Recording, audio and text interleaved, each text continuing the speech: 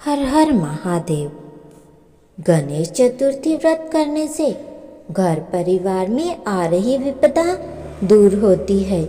कई दिनों से रुके मांगलिक कार्य संपन्न होते हैं तथा भगवान श्री गणेश की असीम कृपा प्राप्त होती है। माह की किसी भी चतुर्थी के दिन भगवान गणेश की पूजा करने के दौरान गणेश चतुर्थी व्रत कथा पढ़ना अथवा सुनना जरूरी होता है। इससे गणेश चतुर्थी की प्रचलित कथा, पौराणिक एवं प्रचलित कथा श्री गणेश कथा के अनुसार एक बार देवता कई विपदाओं से घिरे थे। तब वह मदद मांगने भगवान शिव के पास आए। उस समय भगवान शिव के साथ कार्तिकेय तथा गणेश जी भी बैठे थे। देवताओं की बात सुनकर शिव जी ने कार्तिकेय व गणेश जी से पूछा कि तुम में से कौन देवताओं के कष्टों का निवारण कर सकता है। तब कार्तिकेय व गणेश जी दोनों ने ही स्वयं को इस कार्य में सक्षम बताया।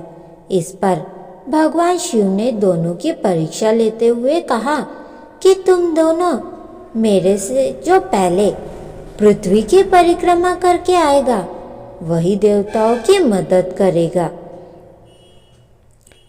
भगवान शिव के मुख से यह वचन सुनते ही कार्तिकेय अपना वाहन मोर पर बैठकर पृथ्वी की परिक्रमा करने के लिए निकल गए, परंतु गणेश जी सोच में पड़ गए कि वह चूहे के ऊपर बैठकर सारी पृथ्वी की परिक्रमा करेंगे तो वह इस कार्य में उन्हें बहुत समय लग जाएगा।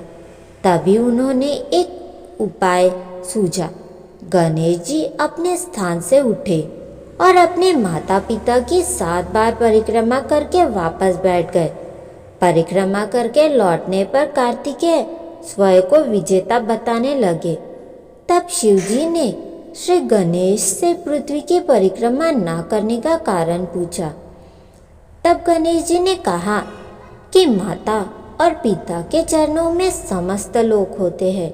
यह सुनकर भगवान शिव ने गणेश जी को देवताओं के संकट दूर करने की आज्ञा दे दी। इस प्रकार भगवान शिव ने गणेश जी का आशीर्वाद दिया कि चतुर्थी के दिन जो भी तुम्हारा पूजन करेगा और रात्रि में चंद्रमा को अर्घ्य देगा, उसके तीनों ताप यानी दैहिक ताप, वैदिक ताप और भौतिक ताप दूर होंगे। इस व्रत को करने से व्रतधारी के सभी तरह के दुख दूर होंगे और उसके जीवन के भौतिक सुखों की प्राप्ति होगी। चारों तरफ से मनुष्य की सुख समृद्धि बढ़ेगी। पुत्र पौत्रादि धन ऐश्वर्य की कमी नहीं रहेगी। चतुर्थी व्रत की दूसरी कथा।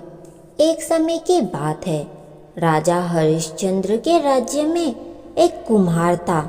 वह मिट्टी के बर्तन बनाता था, लेकिन वे कच्चे रह जाते थे। एक पुजारी की सलाह पर उसने इस समस्या को दूर करने के लिए एक छोटे बालक को मिट्टी के बर्तनों के साथ आवा में डाल दिया। उस दिन संकष्टी चतुर्थी का दिन था। उस बच्चे की माँ अपने बेटे के लिए परेशान थी। उसने गणेश जी से बेटी की कुशलता की प्रार्थना की। दूसरे दिन जब कुम्हार ने सुबह उठकर देखा तो आवा में उसके बर्तन तो पक गए थे, लेकिन बच्चे का बाल भी बाका नहीं हुआ था। वह डर गया और राजा के दरबार में जाकर सारी घटना बताई।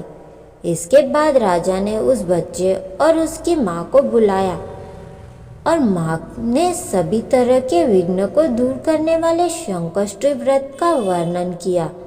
इस घटना के बाद महिलाएं संतान और परिवार के लिए सौभाग्य के लिए संकष्टी चतुर्थी का व्रत करने लगी।